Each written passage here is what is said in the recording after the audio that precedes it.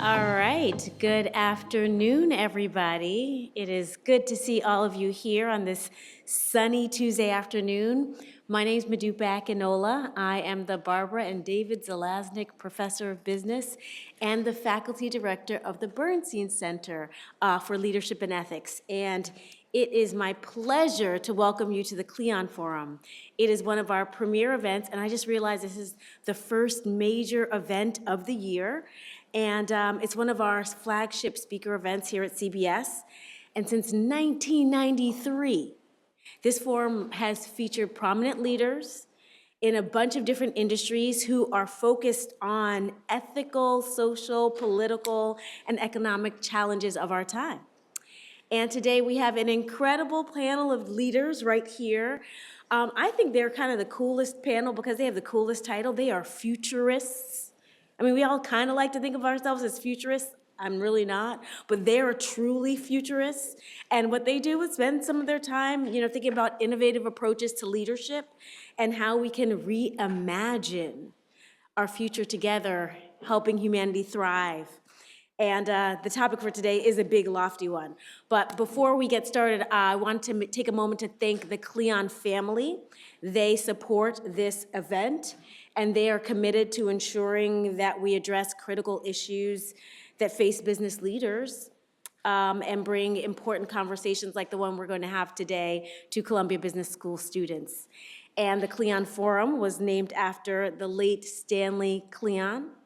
He was a prominent executive in residence, and I don't know if all of you have yet taken advantage of the executive in residence program, but we have incredible people come here through that program, one of whom was Mr. Klion.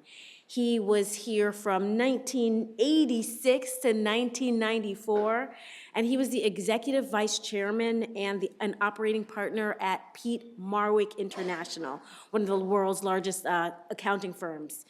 And even though he's not with us, his family continues to support this, and just wanted to thank the Klion family for their continued support. And now I am excited to introduce our moderator, many of whom, most of you know her very well, Dean Shapses. And she is the Senior Associate Dean and Dean of Students here at Columbia Business School. And she focused, or used to have a job focused primarily on the MBAs, but she's so good at what she does, they were like, let's add the Executive MBA program and the MS program all under her purview. But she doesn't just do that, she also is an adjunct assistant professor. She teaches a course on diversity, equity, and inclusion foundations, and her scholarship is generally focused on social justice in higher education and cross-racial interaction on college campuses. She was the inspiration for today's event as she introduced us to Ari Wallach, and he's the host and visionary behind PBS's A Brief History of the Future. And you're going to, at some point, see a clip from the docuseries that features some CBS alums. But before I pass it to Sam, I also wanted to make you all know that she is an incredibly thoughtful, passionate, driven person. I think of her as one of my favorite people here. We were tied at the hip when she joined because she joined at an intense time at CBS, and she's already done so much to shape the CBS community. So thank you all for being here, and with that, I will pass it on to you, Dean Shapses. Thank you. Thank you, Professor Akinola. As Professor Akinola mentioned, my name is Samantha Shapses. I'm the Dean of Students here at CBS, and I'm thrilled to be moderating this conversation. I want to take just a moment to talk about how I know Ari Wallach, and he's brought these two phenomenal guests here with us today. Modupe mentioned that we are friends and neighbors, but if you've seen Ari's docuseries in A Brief History of the Future, he talks a lot about the importance of human connection in the future. And I think what Ari's family and my family have done is we've created this world with others in which we're living in community. And this is evidence of the fact that my husband is sitting in the audience, actually. He came to share in our community today as well. And we're living in community in a way that you all are living in community at CBS. As your Dean of Students, I spend a lot of time talking about self-care and community care, how we think about taking care of ourselves, but also how we look out for each other, and how that community care is actually even more important than the self-care, because when we really need someone, it's the community care that gets us through. And the thing about living in community with someone is that they really get in your head, and you start to hear their voice. And that is what happened between Ari and I as we became friends and neighbors, is that I have been incredibly influenced by his ideologies around futurism, around thinking not only 5, 10 years, but 20, 30, 50, 100 years into what our legacy is going to be, into how we're shaping the world. And I remember the day that I went to him and I said, I'm interviewing for this job at CBS. And he looked at me and he said, oh, this is gonna be great for us. And I was like, us? And even in that moment, he knew that he was gonna have an impact on my work, and he knew that I was gonna have an impact on his. And it really came full circle when he asked me if I had any great students that would speak in his documentary, which you all will get to see later. So that's a little bit about our relationship. This is a conversation that we've been having for nearly a decade, and now we get to bring it to you with our other incredible panelists who I'm going to introduce right now. So I'm going to start with Pupil Bisht. Pupil is the Director of Foresight and Design at Horizon 2045, where she leads projects exploring the future of human and planetary security. She's also the founder of the Decolonizing Futures Initiative, a global project to engage marginalized communities in imagining their preferred futures. And just so you know, I'm giving their official bio, and then we're gonna dig in a little bit deeper to what I call like a heart bio. Next, it's my pleasure to welcome Alice Lloyd-George. In her current role, Alice focuses on early stage investments around blockchain and cryptographic technologies, robotics and AI, and consumer internet, all things we know are very germane to CBS. Previously, she spent time at Signia Ventures Partners, Bridgewater Associates, the Brookings Institute, and the Wall Street Journal, where she covered business and politics in Malaysia, India, Australia, Burma, and China. And then, of course, I have to give an official bio for Ari. Finally, we have Ari Wallach. Ari is the founder of Longpath Labs, an initiative that brings long-term thinking and coordinated behavior to the individual, organizational, and societal realms to ensure humanity flourishes on a thriving planet Earth for centuries to come. He's also the host of PBS documentary series, A Brief History of the Future, where he travels the world speaking to experts and entrepreneurs about the future of how we can reimagine them for the better. So just to pause for a moment, I say that we have an official bio and then we have kind of like a heart or a tangible bio. I've just kind of shared with the audience what you do, but could you give an example of your work, something that you're doing right now that really would explain to our CBS audience, you know, how your work manifests in real time?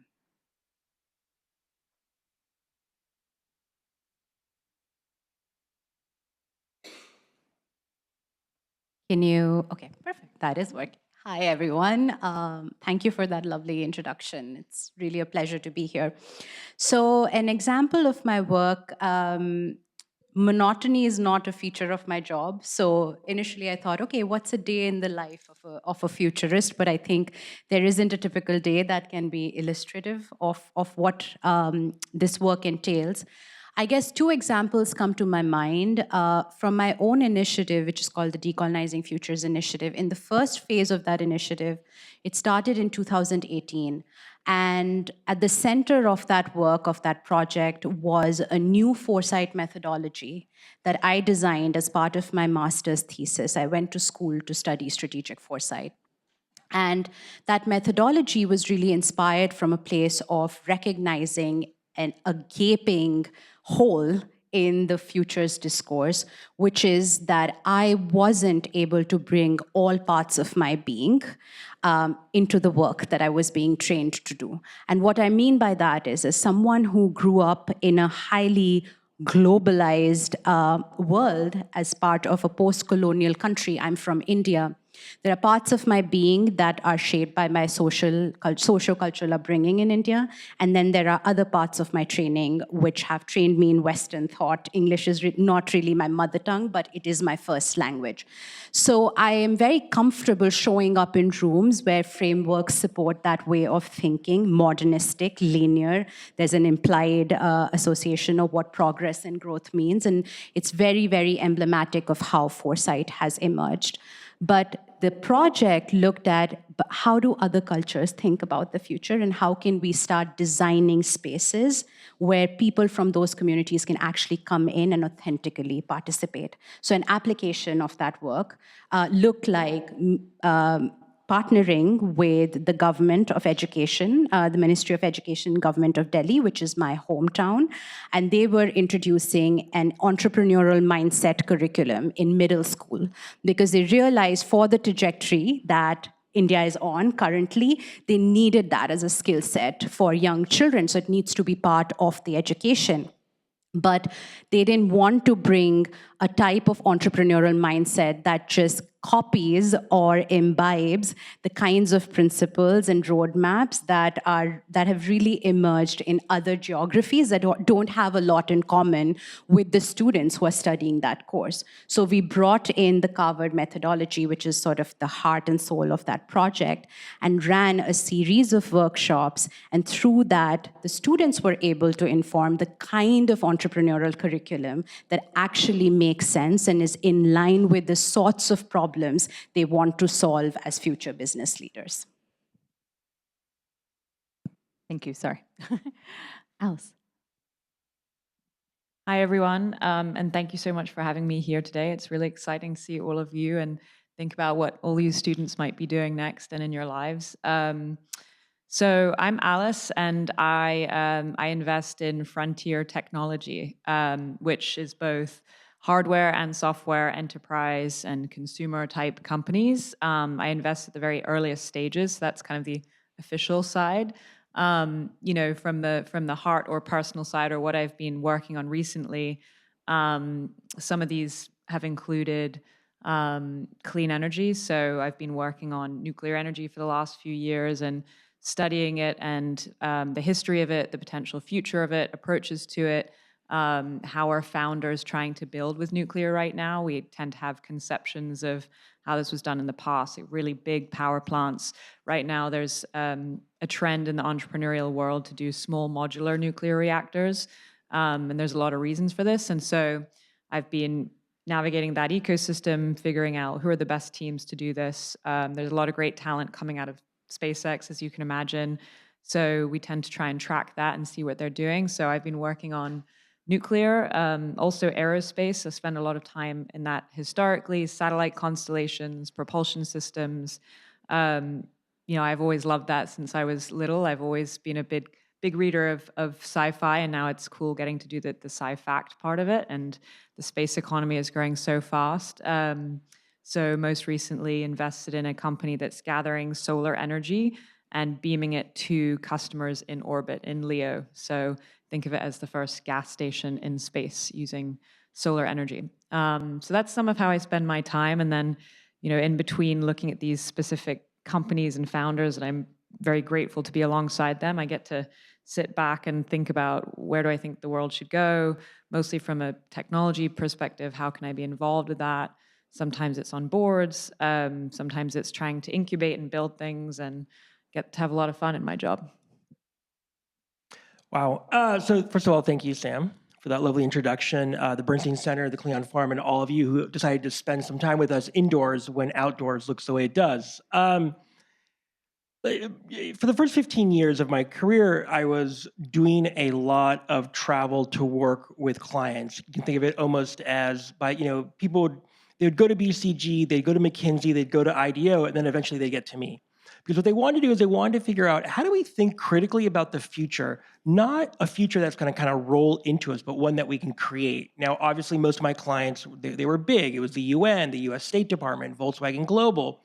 But again, it wasn't so much around the kind of the prediction business, which is how we mostly think about futures, but really about what are the different scenarios that could unfold over the next 5, 10 years? How does one position themselves for it, and then how do they kind of execute their strategy within those different scenarios. So that was kind of the first half.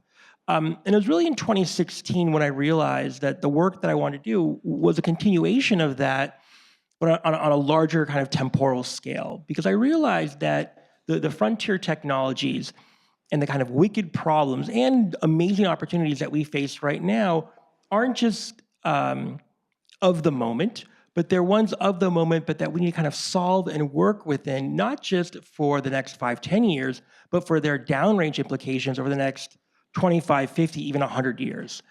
And so I kind of pivoted my work away from kind of direct client work more towards, I mean, to be honest, marketing better futures, marketing better tomorrows. So I kept one foot in the world of helping folks and another foot kind of transitioning more towards, I guess you would say, kind of the media, the marketing. So a typical day for me is a lot of reading. Obviously, I'm reading nonfiction and some fiction. I read, and this is the early part of the conversation where I'm talking to students, because I also used to teach at SEPA, I spend a lot of time reading peer-reviewed articles in areas that are not my domain. So I just spent a couple of weeks in quantum mechanics, which is not an area that I need to know about, but the research that's happening there, especially around quantum cryptography and other issues, I just didn't have that base knowledge. So a lot of my time now is actually, and this is actually in many ways what I most enjoy when I'm not traveling the world for the show, just doing raw research, just so I can have a kind of generalist idea about what is going on in the world, both from a scientific, but also from a population, from demographic, and a whole host of other areas that I need to know about to better prepare the scenarios and the stories that I'm going to be teaching and talking about, so folks have a better understanding, not just of futures or this official future narrative, but potential examined, desired futures that we may want. So that's in many ways how I'm filling my time. Yeah. Ari, I think over the years we've talked a lot about how futures are presented, right? And so when we think about kind of like the media and the culture around what a future looks like, we think about apocalypse, we think about disaster, and I think that one of the things that I've learned from you and from my exposure to other futurists is that there is a world of possibility. Can you spend some time talking about the moment that we're in right now? You frame it as an intertidal moment, and perhaps our other panelists can add what areas of possibility you see. Yeah, I mean, to me, I think in waves. Not necessarily. I mean, you'll read a lot about kind of exponential technologies as if though we're kind of in this singular phase or heading towards a singularity. I see very much where we have been as a species over the past.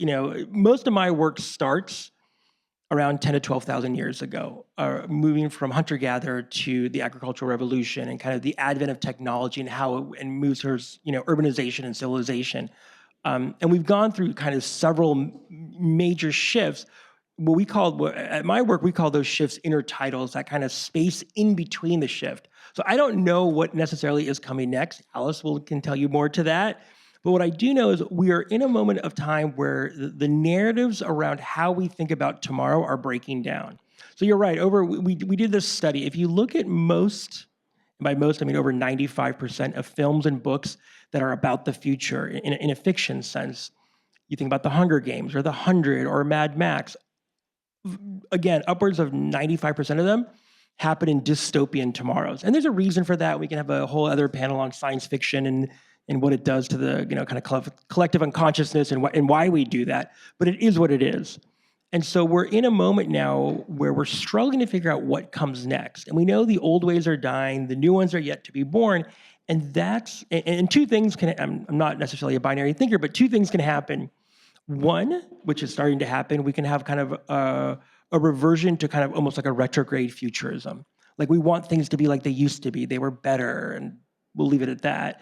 There's another opportunity, which is actually to see this as a massive opportunity matrix in business and in politics and in culture to not only kind of write those futures that we want, but to build towards them.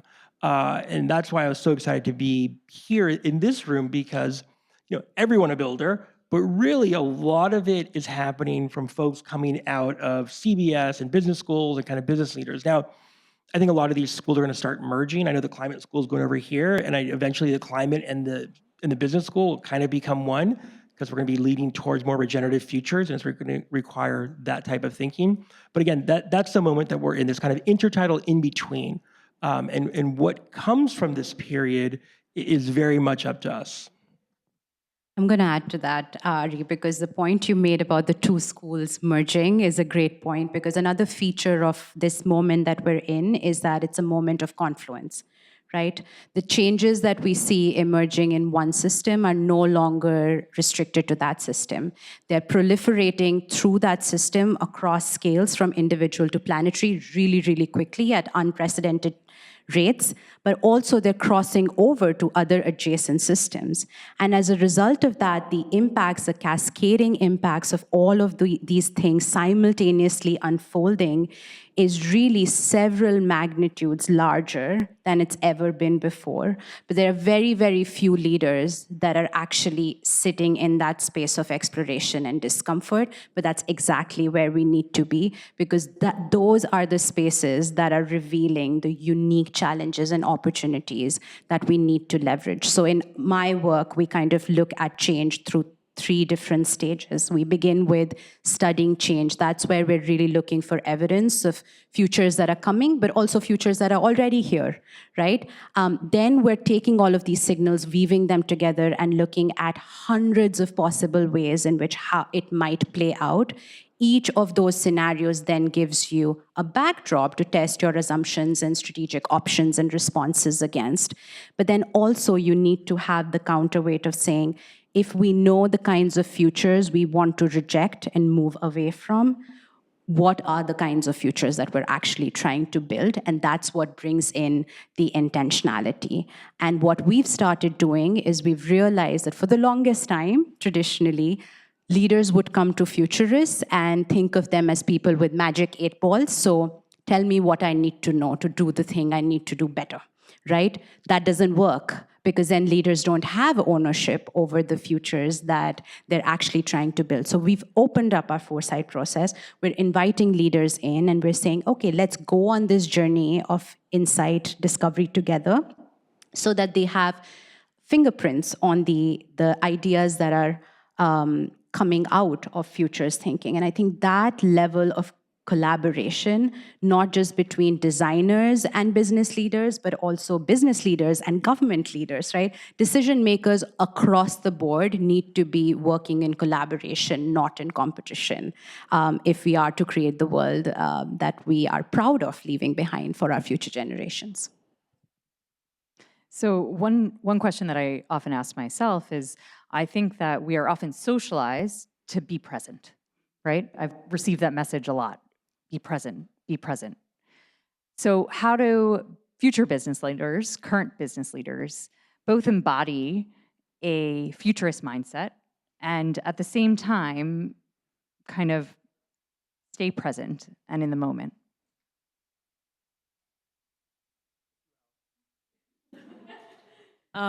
Yeah, that is a challenging question. I think it's hard to straddle, constantly thinking about the future and then being grounded in today's realities. And certainly as a frontier investor, you get a lot of arrows in your back, as they say, So there I was in 2013 thinking VR is the next big thing, which I still think it's going to be a big thing, but timing is everything. And so I think it's sometimes easy to be directionally correct, but in my line of work, timing's very important.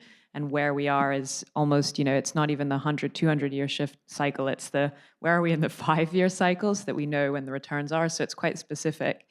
But I think to your question, for me, what it comes down to in a reality day-to-day sense is, you mentioned I worked at Bridgewater. We thought a lot about macro trends. And so constantly thinking about what are the macro forces.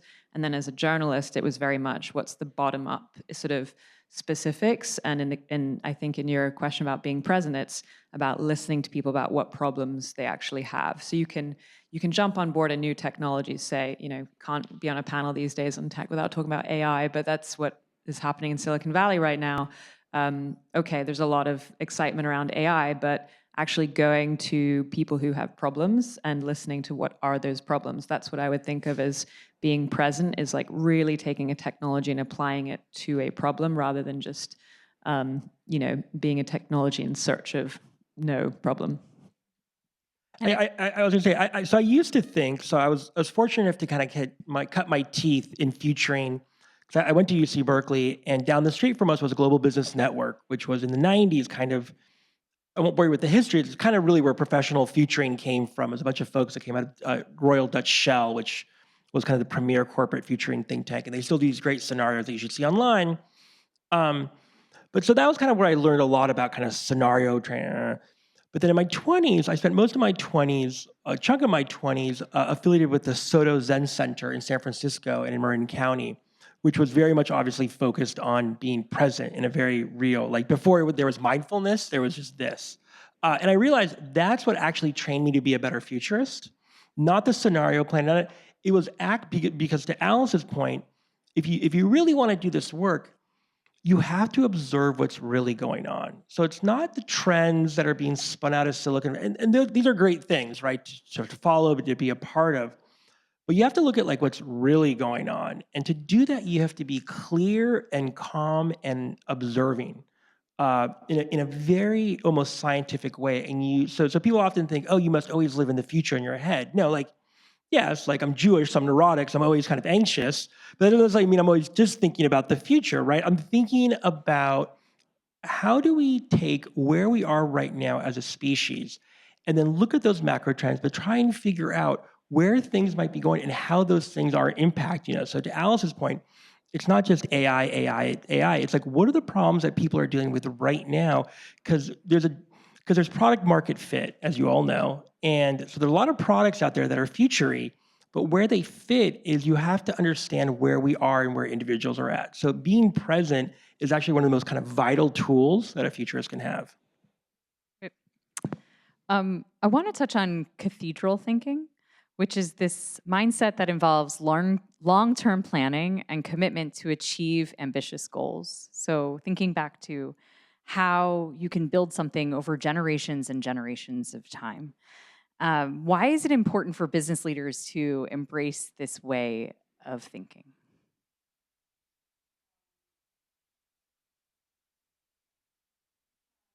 Favorite concepts, which I think is quite profound, is this idea of a 200-year present.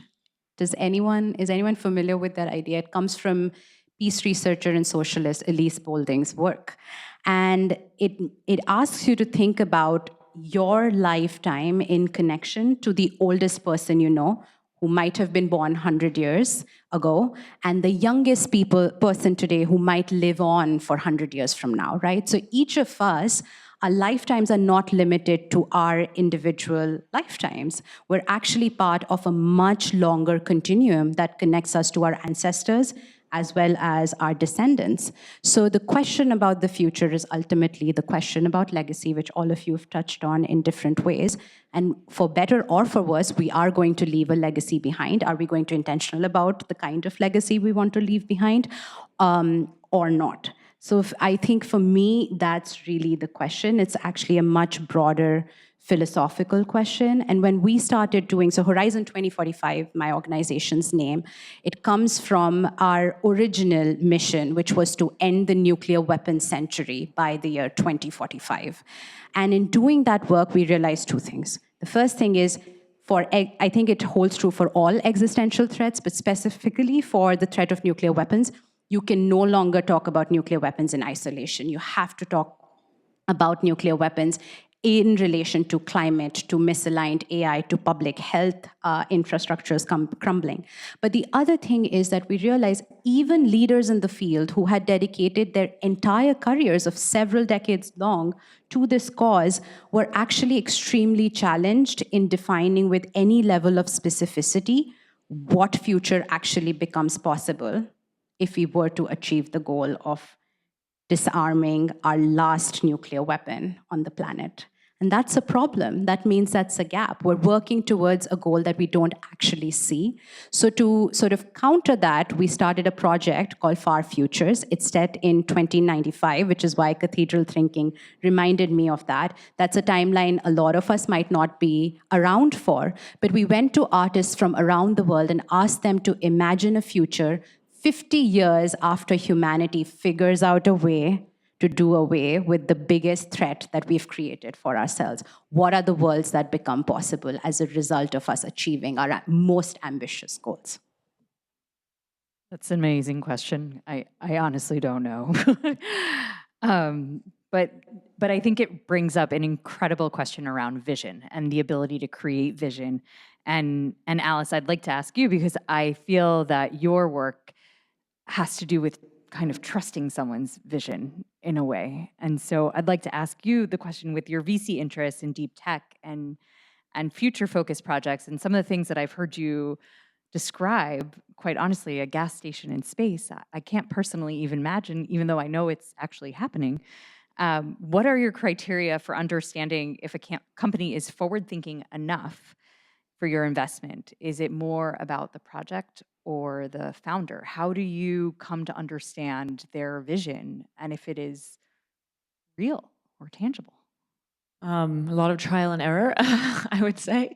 I think there's many different types of investing and lots of different flavors, and depends on the profile of what you're trying to do with a return. But for very long-term investing in these cathedral type projects, it's, it probably hasn't been in vogue in Silicon Valley for a while, because we could get such quick returns on other things like software companies, and now the cost of starting a business has come really down a lot.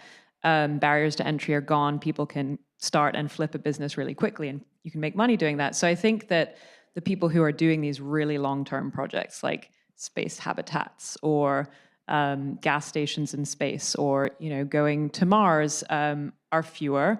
They tend to be very technical, or definitely get there if they weren't there at the beginning. But usually they come from very technical backgrounds, and I think you definitely can see that this is a life mission for them.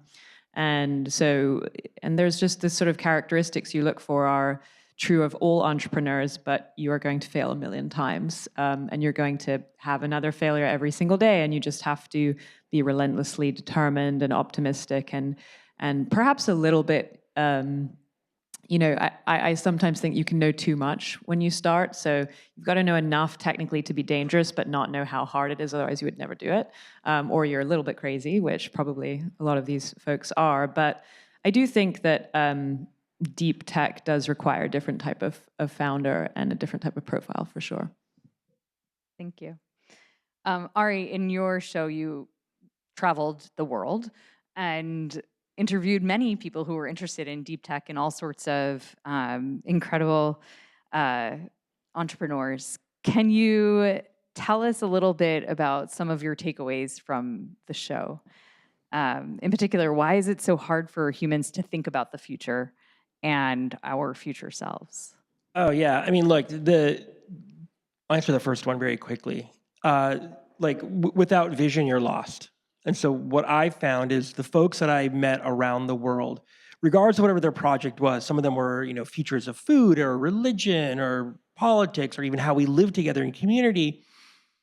The ones that were quote unquote, that were successful, that were able to go from kind of something to actually something tangible, had a strong belief in that vision of what a better world could look like. Now, it wasn't kumbaya or unicorns and rainbows, but they were very specific. They're like, if we had this thing manifest in the world, maybe not quote unquote at global scale, but in some way or another, this will make the world better.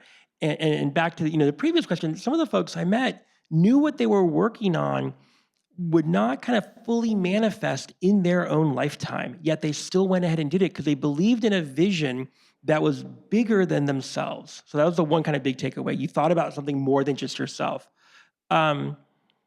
It's very difficult for us to think about the long term because part of this is it's not really how we're wired. Marty Seligman at University of Pennsylvania talks about us as Homo prospectus. We do two things really well as Homo sapiens.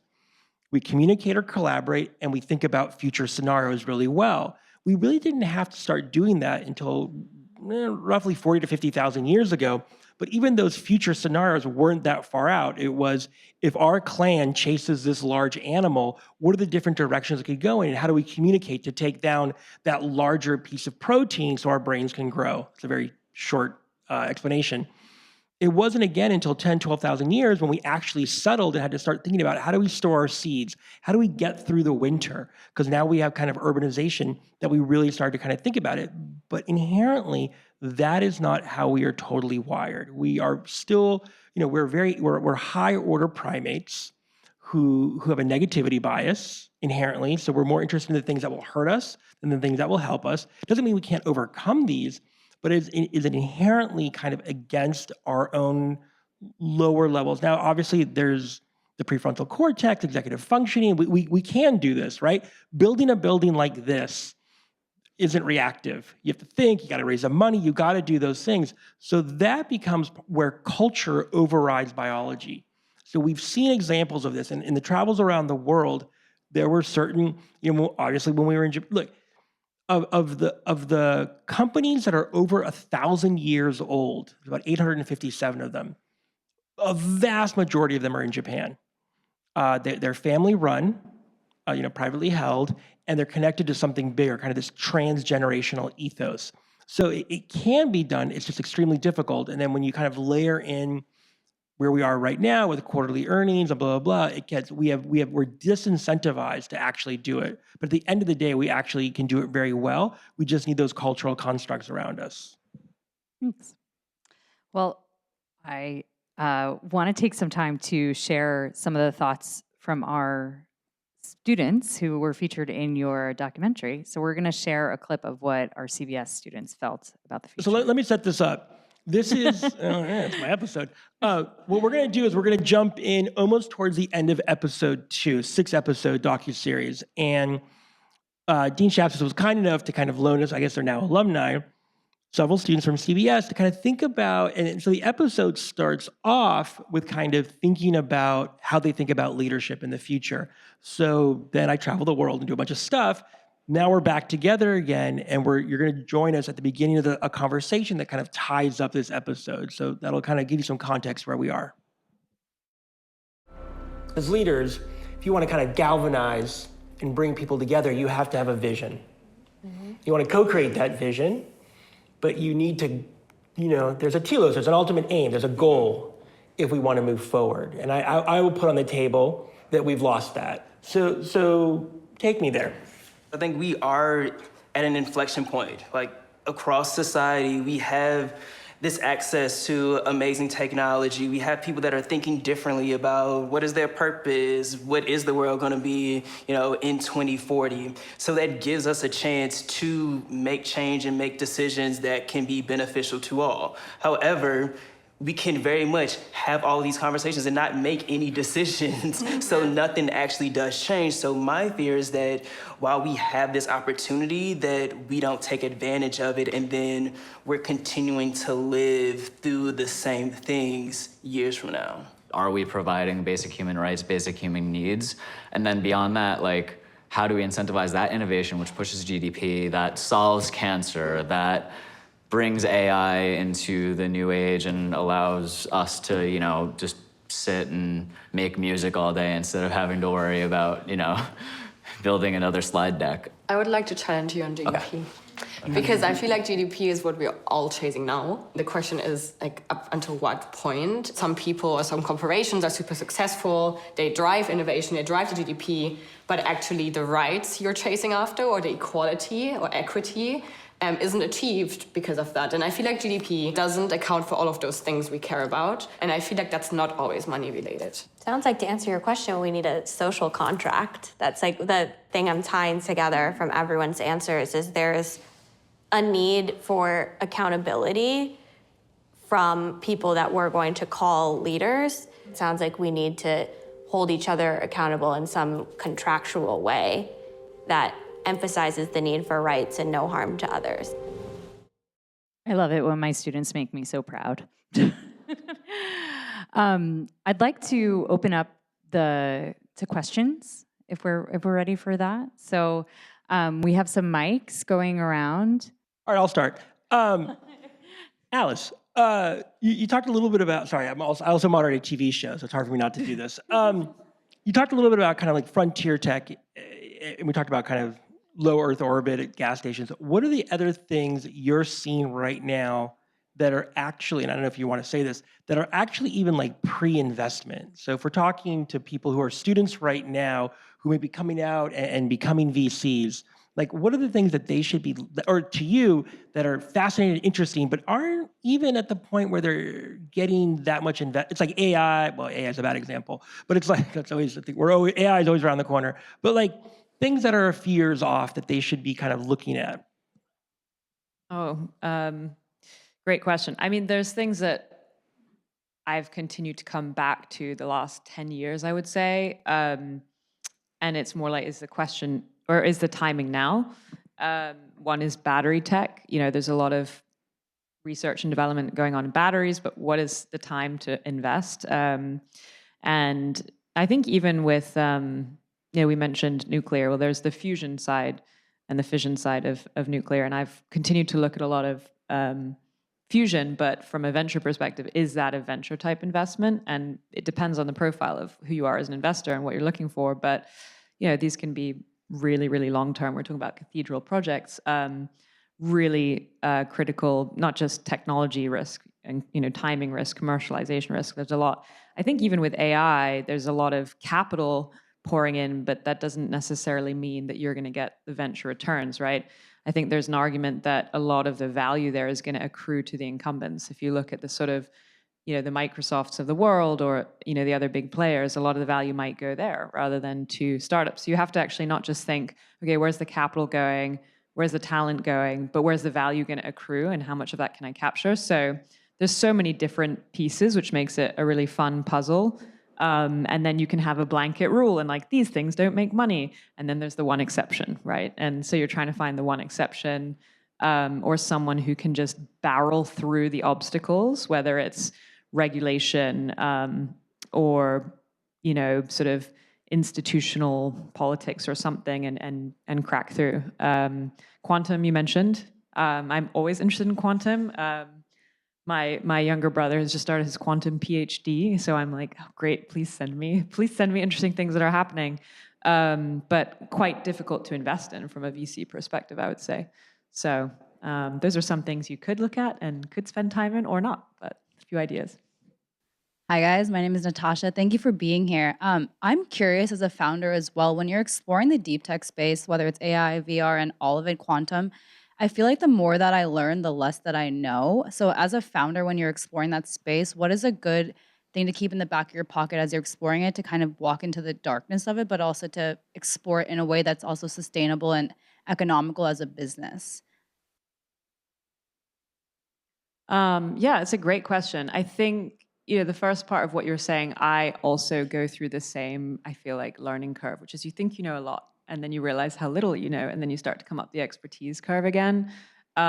So it's sort of how much knowledge is required to start, I think is a question. And then I think it's look at the landscape of who else is out there and what are their different approaches and what can you uniquely do that's different.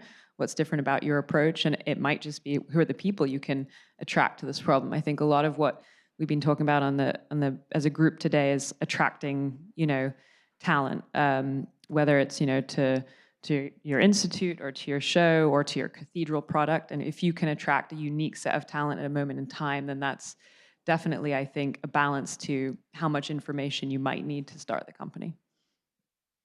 I will say one thing, so I shockingly, I give talks, I get invited to come into companies, and more, who's kind of bringing me in is the HR department and HR folks, and kind of the C-suite HR, and I didn't understand at first why, and it became very clear to me that if they want to recruit the best talent, that companies that do not have a very strong vision, not just of where, like, over the next several quarters, but what their significant, and this is beyond purpose, but like, what is their role to play in building better, more regenerative futures, they will not be able to get the top talent anymore. So more and more, is I'm seeing a kind of question is like, how do we do that, and how does that fit in with our legacy business model, right? We did a bunch of work with Volkswagen, and it turned out that the folks that kept coming back to us were the people who were trying to get the top engineers in the world. JPL, Jet Propulsion Lab, did this amazing thing several years ago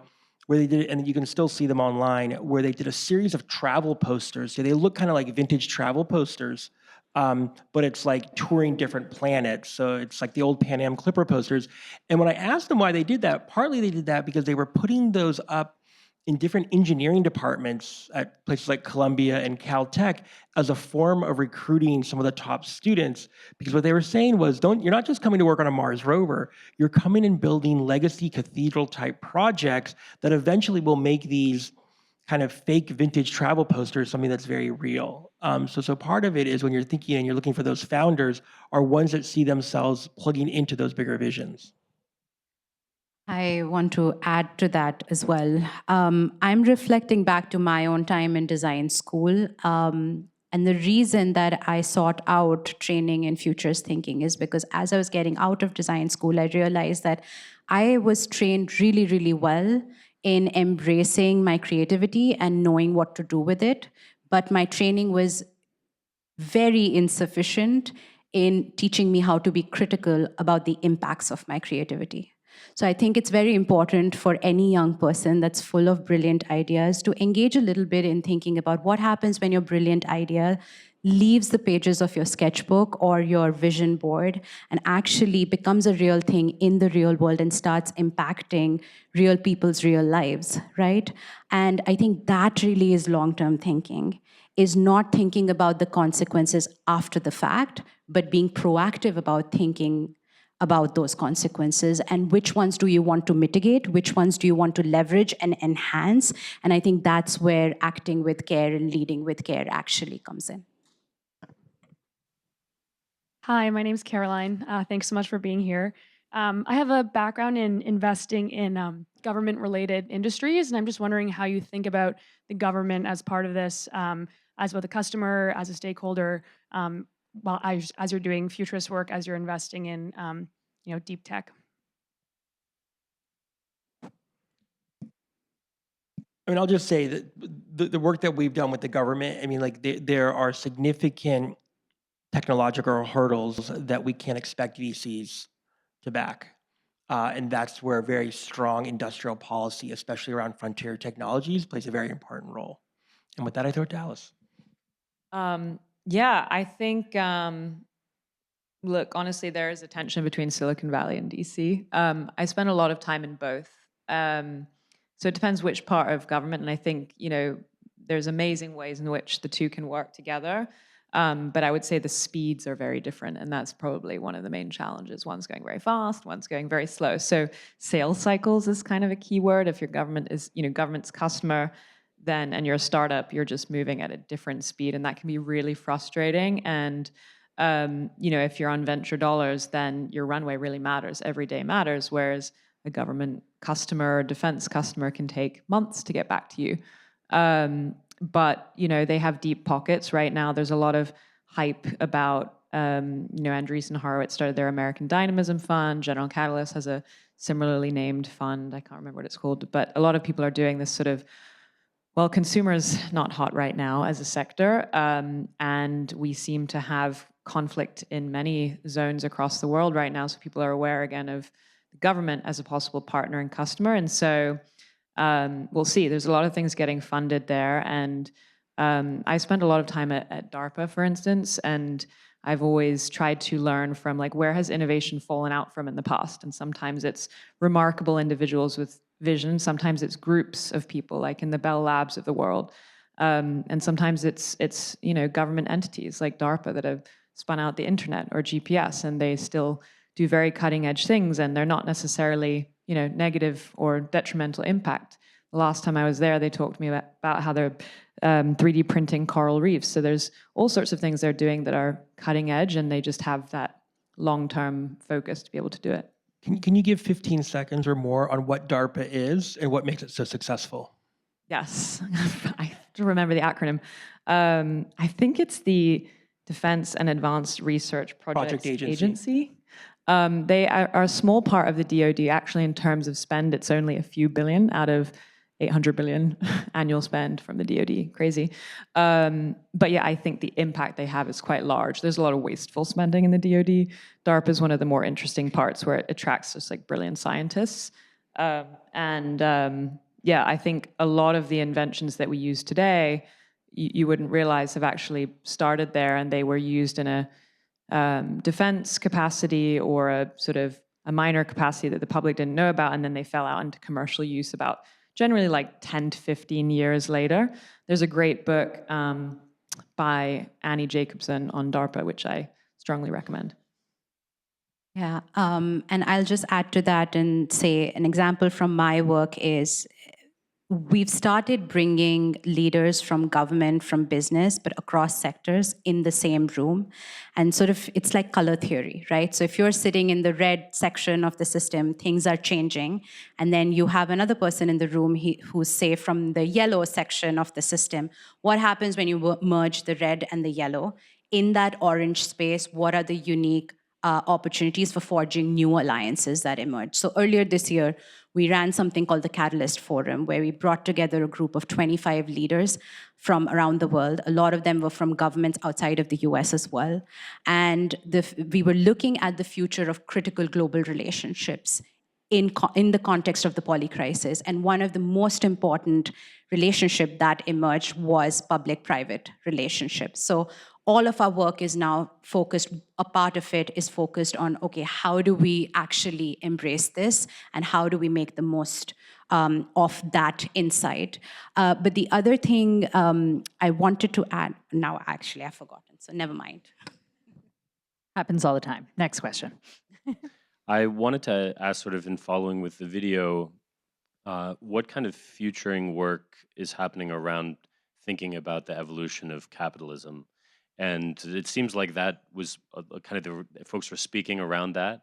But I have a social enterprise background, and I think about capitalism as having multiple different eras over many hundreds of years. So I'm curious whether you've seen business leaders or others who are really focused on thinking about what capitalism looks like 100 years from now, or what our economic system will evolve into, and how we direct it in a positive way. I just want to add also one highlight on the video is that the student that was talking about wanting to play music more, he actually was going into investment banking, which I thought was fascinating. I know all of those students very well, and I know exactly what careers they're in right now, and they're all students who are in very happy, like they're in capitalist careers right now, and I thought it was a fascinating conversation that they were having. But now, go ahead. Quick answer. So that's part of season 2 of the show, is looking into that. There's a great book called For Futures. I talked a lot about reading, and For Futures is this book that kind of looks at different futures of capitalism, but it's written by a Marxist. And there's a whole, I shouldn't say a whole, there's a small group of kind of Marxist scholars at CBS who are thinking and talking about the futures of capitalism connected with kind of an abundance-based AI society. And so I think that the way we are looking at the futures of capitalism is somewhat wrong. It's like driving forward through the rearview mirror, because what we haven't fully wrapped our head around is, what does full automation look like? What do careers look like, and what do market economies look like? We're part of what we're doing in season 2 is universal basic income, and looking at, in Europe, they're starting to talk about how do you tax robots as a way of kind of doing UBIs. So even when we think about these kind of futures of capitalism, that's why I said earlier, like the schools won't merge, no one worry. But like there's a lot of how we've thought about futures. There's always to be kind of through an official narrative that basically takes today and extrapolates it forward.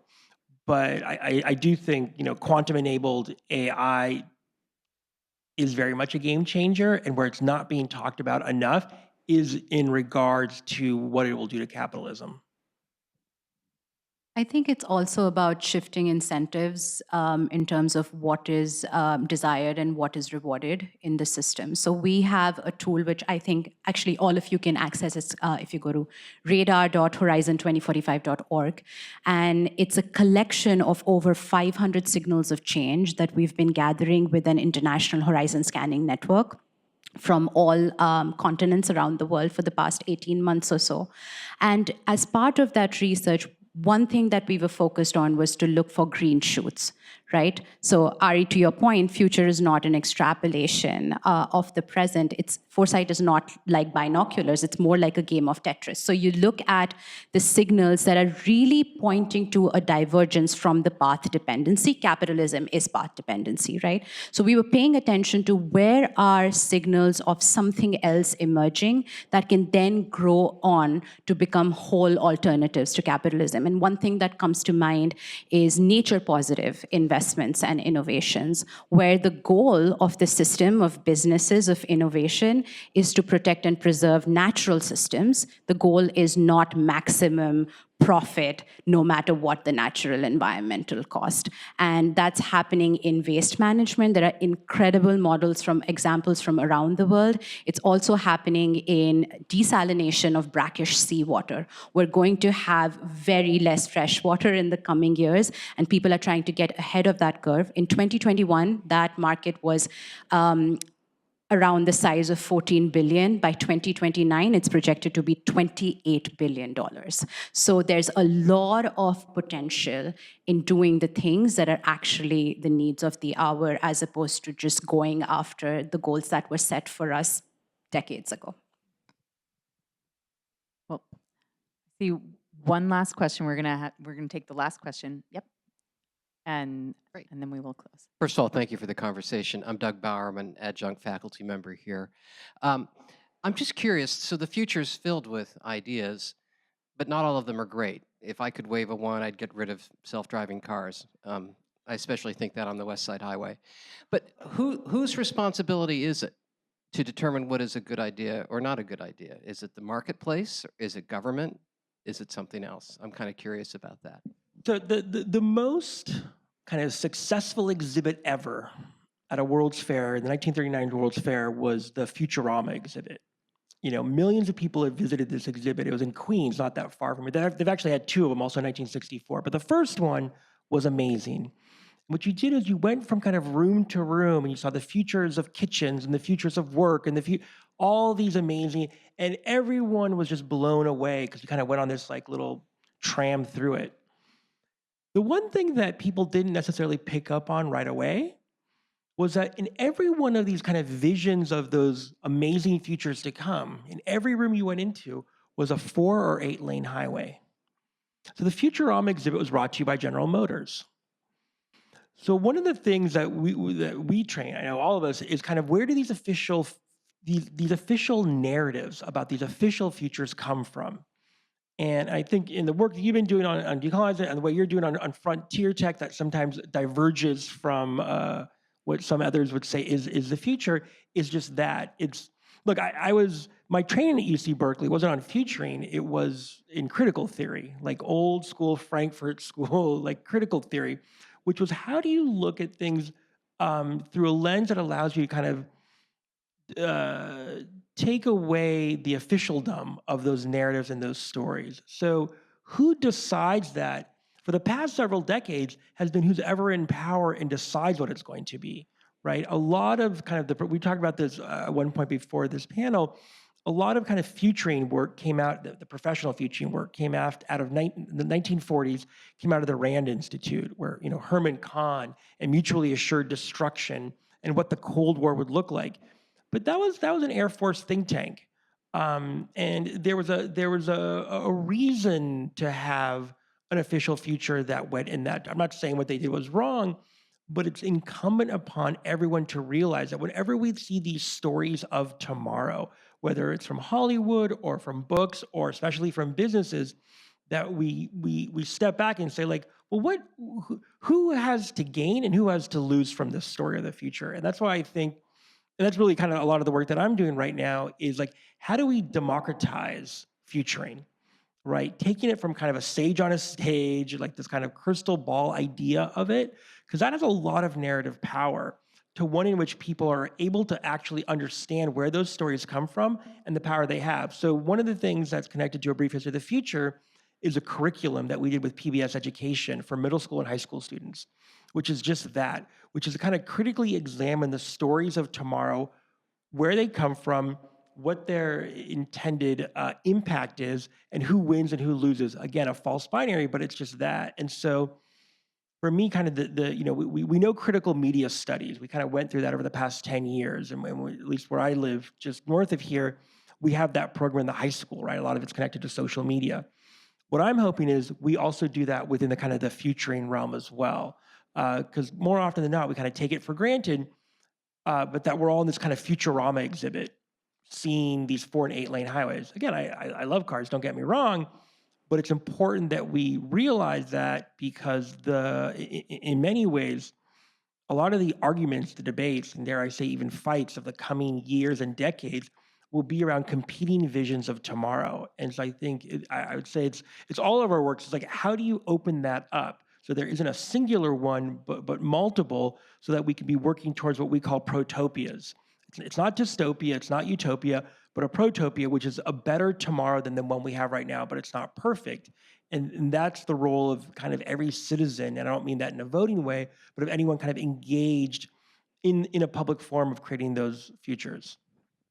And if I can just bring it back to CBS and to the power and impact of Columbia Business School, I think it's one of the reasons that we felt it's important to bring this conversation here for everyone to be thinking about how you will shape the future, not just 5 years and 10 years out, but really, really forward thinking. And I think that that is the power that Bernstein and leadership and ethics brings to how you go forward in your career.